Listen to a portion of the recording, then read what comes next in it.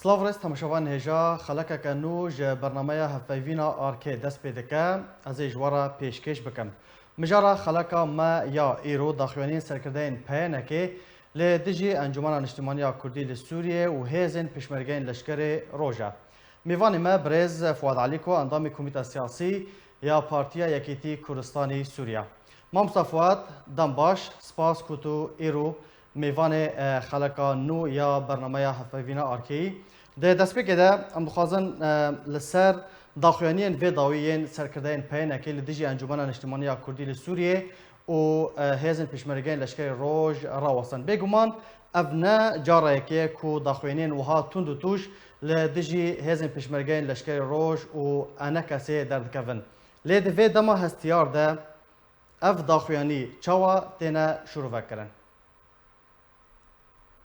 سلااف و ڕێز تەماشەوانێ هێژار ئەv داخویانیا سەکناندنا گفتوگۆیە بوو قوتکردنا گفتوگۆیە بوو یانیش دەڤلا داخویانیەکێ دەرخن بێم نەما دانوستندنێ دکن لیستک بداوی هات شغلێ خۆ مەشان بە وەخت دەرباز کرد vî rengî berê xwedan enekesê û berê xwedan لشکری روج و به ایهانتک پری مزن علما تشتكي ولو حتى انها تنيه وك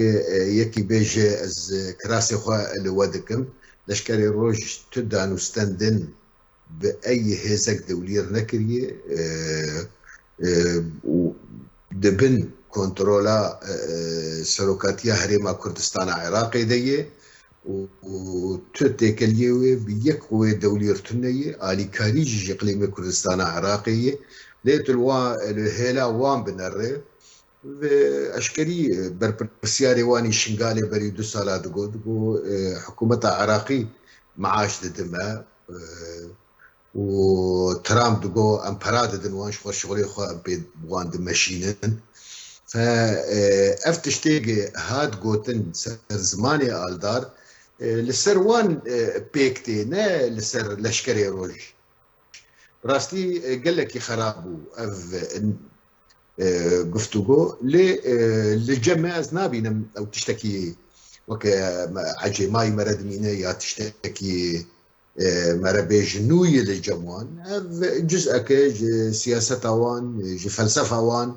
كسيل برخونا بينن نزان شراكتية بكن لظروف بزانبون استغلال دكن وندزانن اف دنگي گفتوگوی ويكيتيا كردا بلنبو پشتي چونا سريك عني وگريس بي دغتك لوان هات كتن بن روشك ملت پشتا خداوان ملت ديجينا نعلت لوان اني انه وقف مصيبة قشاني سريمة خست فيا بك وضغطا شارعي بسكنين امي هرن يكيتيا كردا علما تو او خنابين مامسا فواد تقول شغلي خو مشاندن او شغلي خو شغلي كنت بحث دكي او شغل بيانك يانجي ريفيبريا بيدي مشاند صار حسابي انا كاسي بلي يعني اف دنجي وان هات دنجي يكيتي بشتي سريك عنيه يعني بري سالك وشغل سريك عنيه شو ونكاريبو او برافاني كربانا وغريس بيس شو وهريمك 4000 كيلومتر شار غوشه شو يعني الرفك ناي غوتن او غوتني واني امي كاربن برخداني بكن وامي كاربن هزا تركا فقرين او خندقي باجارات شيكرين قش بفكيجو ملت بري خداوان انه تشتي واني سريع عفريني وضاي واني سريع مجي وان قصد انه بري راقهاندني جسروان هره وشاوا سروان هره او فتلاني بكن اميدان استندني بتقرا كردير بكن دوي دميدشي هون دزانن فرنسي لسر خطيب وانت خصن دانو استندنك تشيبه بطبيعه الحال انا كسيوك استراتيجيه ودوما یەکیتیا ملت دخوازێ یەکیتیا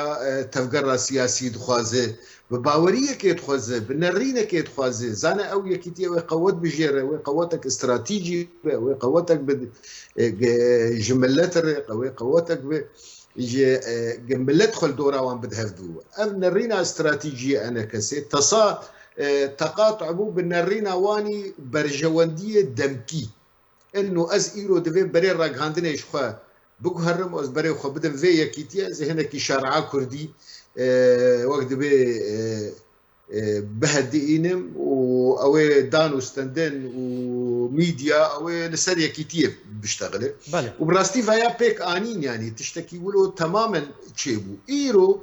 بيشتي سالو دوسي مهاج في دانو ستندني ايرو نما بحاجه ودوهمه كيجيدني انه اف اداره امريكي نهبه وان حمبيز بك و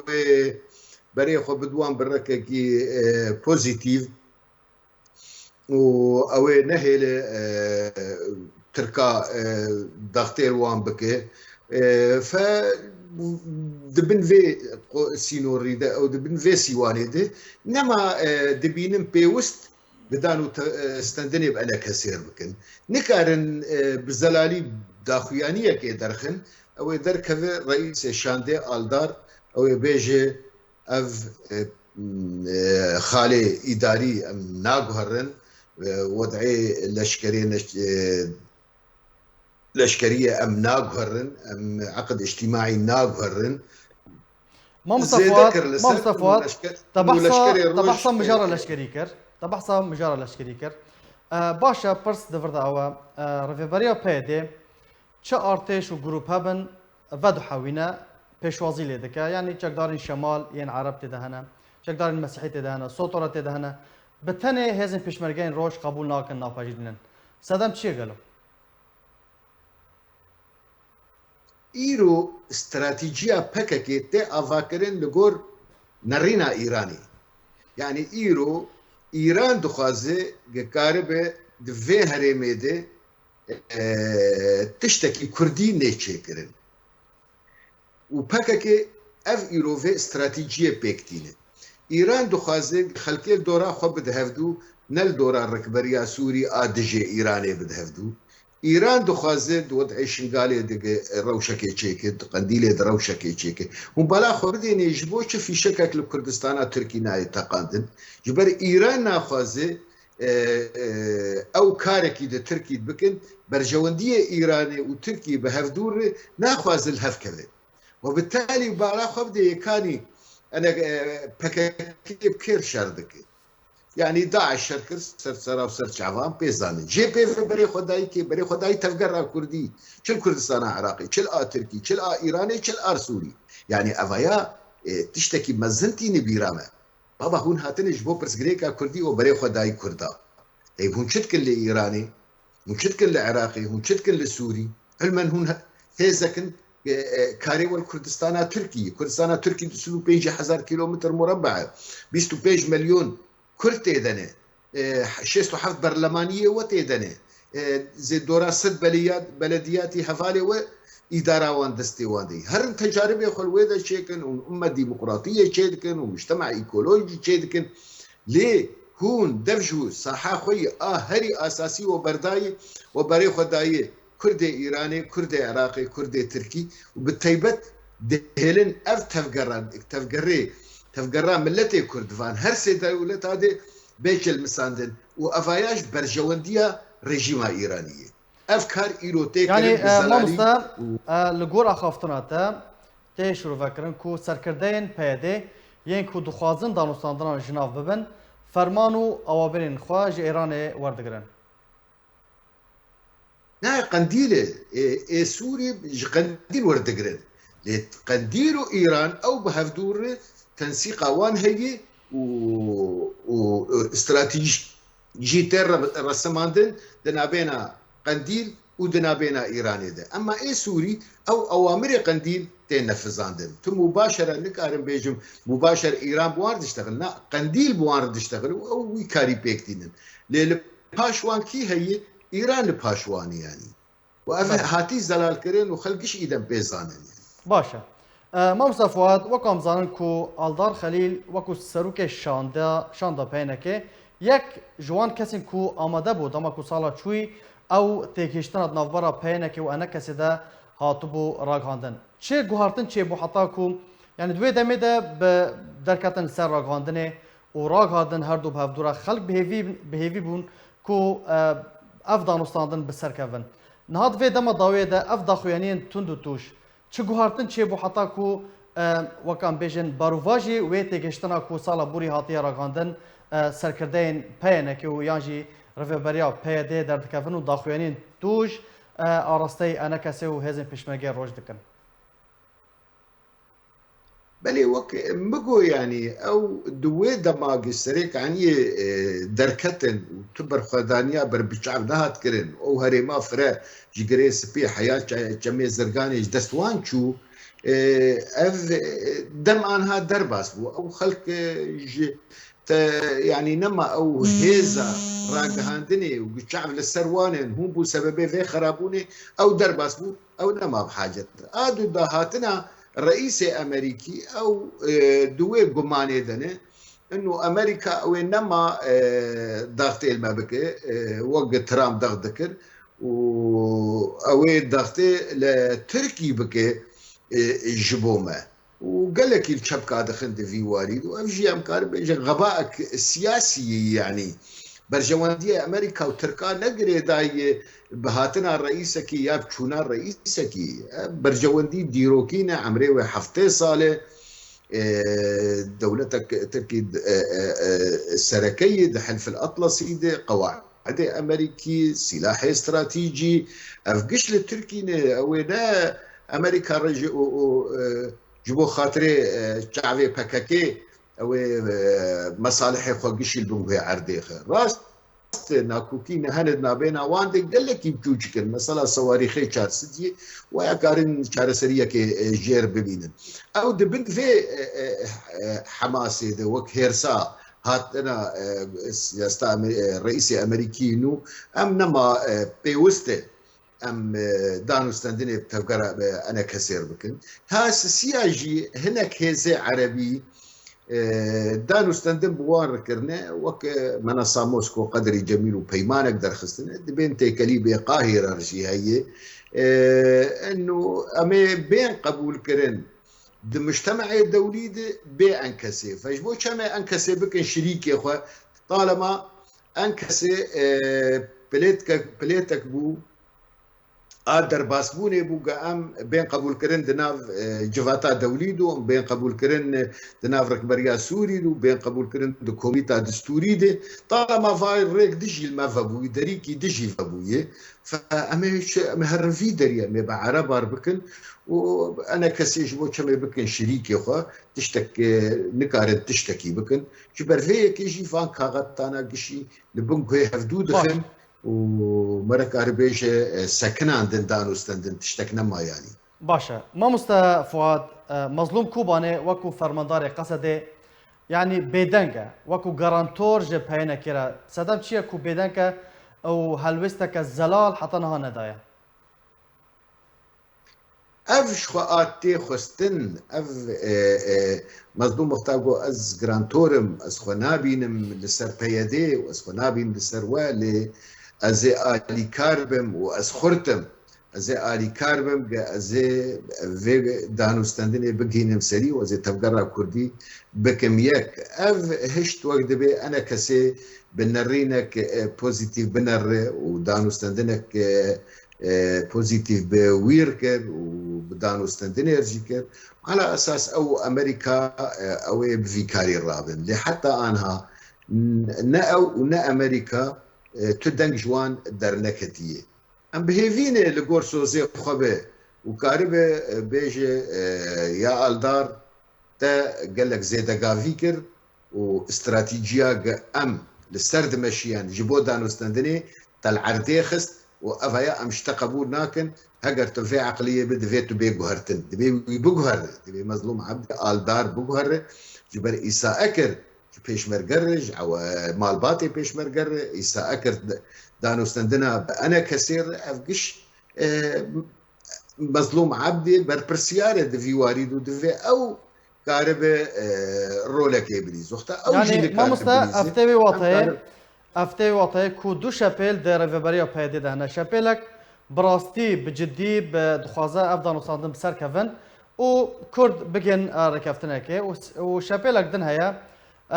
كارج بو تيكبرنا وجناف برنا فان دانوستاندنان دكن از دكار بيجب او دو شابيل بن او دو شابيل هبن وقتا ايرو مظلوم عبد داخويانيه كده وقتا ايرو موقفك بستينه لي وقتا بمين بيدنج معناها ندو شابيل هنا معناها ايش خرب هفدور وقت بي شونا هفدود وقهرتن وقت بي توزيع ادوار بعربي جير دبيجي دور يك ايجابي بو يك سلبي بي حياة افدم درباس بي لي هجر فعلا جديه مظلوم عبدي خدي باوريه وبباوريه خو افكار مشاندي دفي ايرو جي تخستن دفي تشكي بيجي دفي دنجي ايرو بلند بي وقت اف دنج بمين النظم اذا تدو شابيل تنانه يك شابيل او شابيل جي آلدار قياده ويدك وكسك نكاره سري خول بر آلدار راكه بله ما فؤاد يعني اگر افغان وصاندن بسر نکتن سيناريو چنه چل پیشیا خلق روجاوای کورسانه يعني وندزانن يعني او اف الروش وش هاي بردوام بك انا كسي او برخدانا خبك وكاري بري حتى مكاتب ديسا بين قرتن او كاري خبك جبرقا انا كسي خدي رهني دريجن وكيرن دناف ملتي خدي او نكارن انا كسي جملة بقتين انا كسي او بمينتي كليا خوي دولي بك جي حرمتي د مجتمعي دولي دي اقليمي دي وكاري خوبك وملت اوي دي سال بنده چاره سريه كيف چاره سريه كي برسغريكا سوريا تشيبو ام يجي بشك بنجوي چاره سريه لي چاره سري تشينبو اف كريز بردوام بك او انا كسي او بيدي وقت سلطه امر الواقع في سياستها خوي تشوت بمشينه حتى شهر سريع سياسي جبو سركفتنا دانوستان يعني جي سرخستنا دانوستاندرين كردي چه جي انا كسي تخواستن نخواستم كو بشتي اوقاس گرجي و ناكو كي چبون تشتك ناي خواستن جي انا كسي كاغتي خوا فكري دانين سر ماسي بباوريه كي الزلالي تشوفي دانوستاندني انا كسيج ملت ربيجي وكان هام فايدة اخذن ملت ربيجي فان برادرانا خدا آلي ونا نما ان كسي داك يعني او بيبو الدار دو بير هات زلال كرن يعني انه افايا كاري هات كرن اف داك يعني نسفت كيف دانوستندني يعني فانا كسي بمين خدي باوريا خو كاري خوي بري تشتكي نو او جي نخستن انا كسي تو نكاري ايرو شركي فيخه وكاري بمين كاري سياسي يعني اگر افضل صادم سر نكاتن بروجه امريكي لروجافاي كورساي نامينه امريكي جبريدي يعني تشتكي وان هبو انه تدي ترامب جيدو انه ام كاري ضد داعش دكن ام اتنا هريمه ضد داعش وام بري خددن بيدي ام ضدن قصدي او جمر شردكن ام دواري طيران دي كاري خوبيكتين او جي لسر عردي يرو افكار وي بردوان بفي يعني داعش بداوي نهاتيه وافتي كليا وان بقصدي وي بردوان بفي جوان ربي وست يعني هيزا كبه لسر عردي ولوان قداري بك اما واري سياسي او نب مثلا رجلاتا نافين تاني رجلاتا فريت او لسر بسكنه اگر باستراتيجيه امريكا هبه چارەسەریەک سياسي سوري ببينه او بيك نرين لبرزغريكا سوري بنر و چارەسەریە ببينه و چاغي او امريكي كاربن بيجن انا كسر بيدر انه خالي چارەسەریە اذن يك دور سود وري جنيفه دي امريكيش منطقه درناكن و چارەسەریە سياسي بامريكيا نابه لكارن إدارة الأزمة بكن بمين أف هزا قصد ناف لبيوان دي جبو داعشي وقال لك يسري خنا يشينه اف اداره چاوا دمشين برا بمشين حتى بستوى واري شارسريا سوري فامريكا وي قال لك يخو عاجز نكن براستي اف كاربيك نرسري الا قد سري وين هبه استراتيجيه كي نو وق ترامب لسر مشيا دبي هريما روجهلاتا فريد دبي اداراك وي هف بشبه بكردا بعربا دوي شاغيد اف دانوستندن اوي امريكا جربيج هنا حواري بكون ودفي اوي ولو بشي بله يختار ارض سريوية اوي بس جير لازم بقصدي اف هزا لشكري جير لازم جبو شر داعشي واوي هناك يقوهي خب بقهر او بقري